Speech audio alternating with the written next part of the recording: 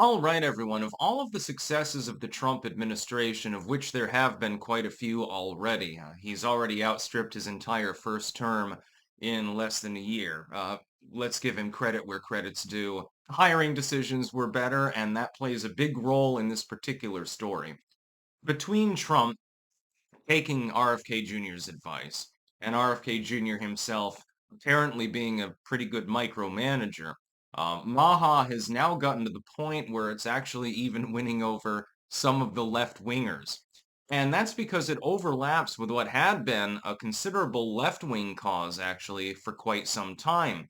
That is opposing pharmaceutical lobbies and their anti-union tactics in some cases, and certainly their attempt to create a regulated pharmaceutical market, as well as going after producers of processed foods and so forth. Typically, the left has been known for championing these sorts of causes. RFK Jr. being a former Dem, this therefore comes as no surprise.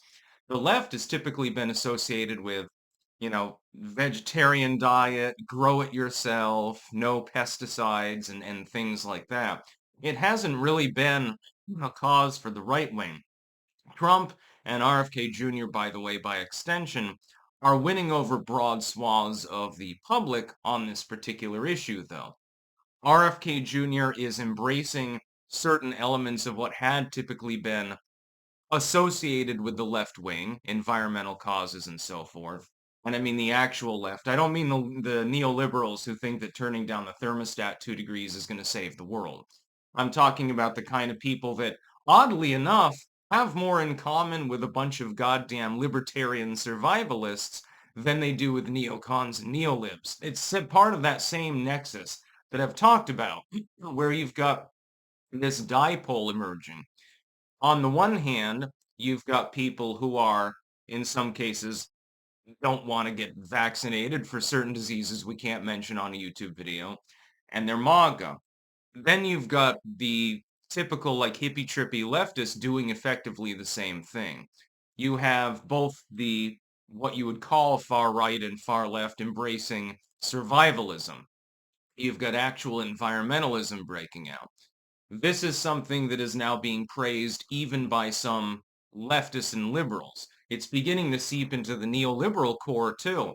I'm seeing more of them actually engaging in actual environmentalism, and saying, look, it may be, Orange Man may be bad, the Trump administration is evil, but RFK Jr. and the MAHA thing, it's okay. You see that Donald Trump's hiring has been very, very helpful for him. RFK Jr. was the perfect choice for this particular role. It's not that I agree with everything that he says, but there's an actual attempt to address contaminants in our food, an actual attempt to address contaminants in the water system, so, fluoridation and things like that. There's an actual attempt to try to address real health issues, and the thing is, what at first seemed to be absurdist, and all of these articles, by the way, from the legacy media still say, well, RFK Jr. has weird ideas, but it's basically an aside more than anything else. They're not willing to give him full credit, but they're willing to say, okay, this idea that he has and that idea that he has, those are good. You may have noticed this if you're paying attention to media articles, by the way. It's very, very funny to me. RFK Jr. arguably has been the most successful hire that Donald Trump has made. I know there are plenty of others on the list that are doing a good job. Gabbard, Zeldin, and so forth, and others, Stefanik. They're doing a good job generally, much better than the first term. But I think RFK Jr., with his health crusade, has arguably been the most effective of all.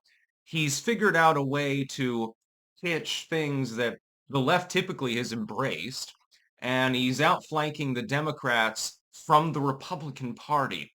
So there's some skill there. I underestimated RFK Jr., the same as I did Marco Rubio, by the way. My other estimates were all, perfectly fine. On these two, I think I didn't estimate that they would be as successful as they have been. RFK Jr. does have some views.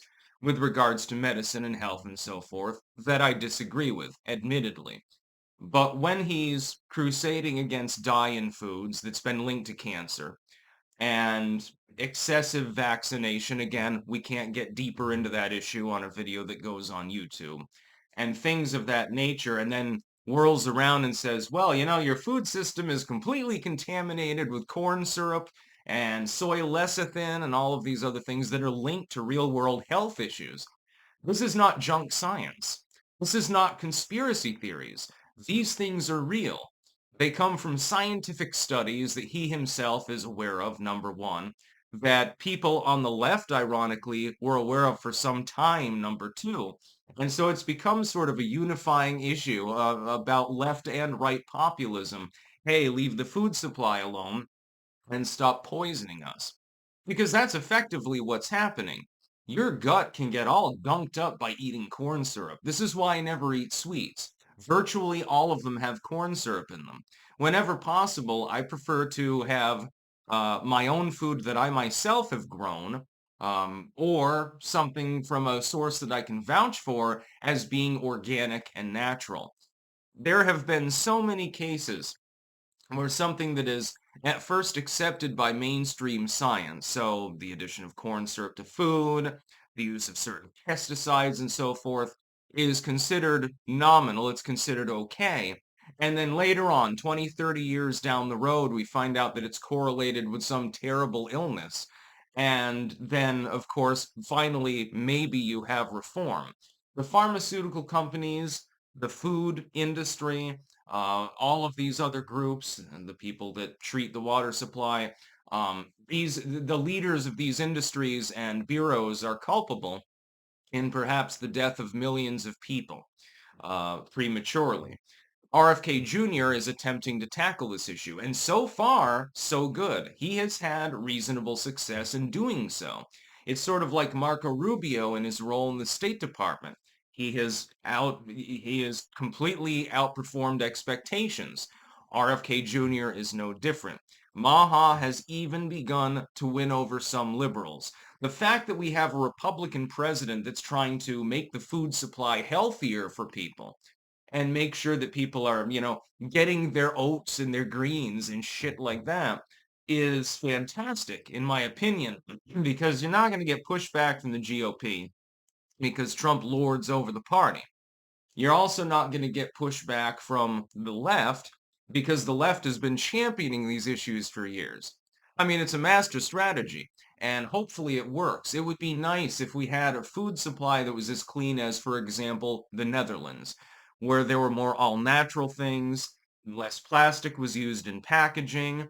We didn't need a fluoridated water supply. I don't think any of the water in the Netherlands is fluoridated. There's a reason for that, and people would be overall healthier. And what this article points out, and I agree with it, is that the effect on human health long term, even if you're spending marginally more per food item, per packaging and stuff, will pay huge dividends.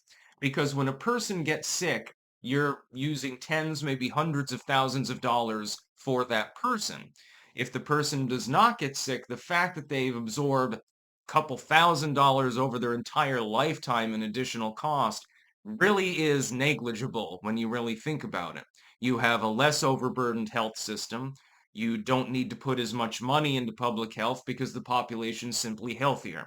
Having a healthy population should be one of the first priorities of any sane, reasonable government.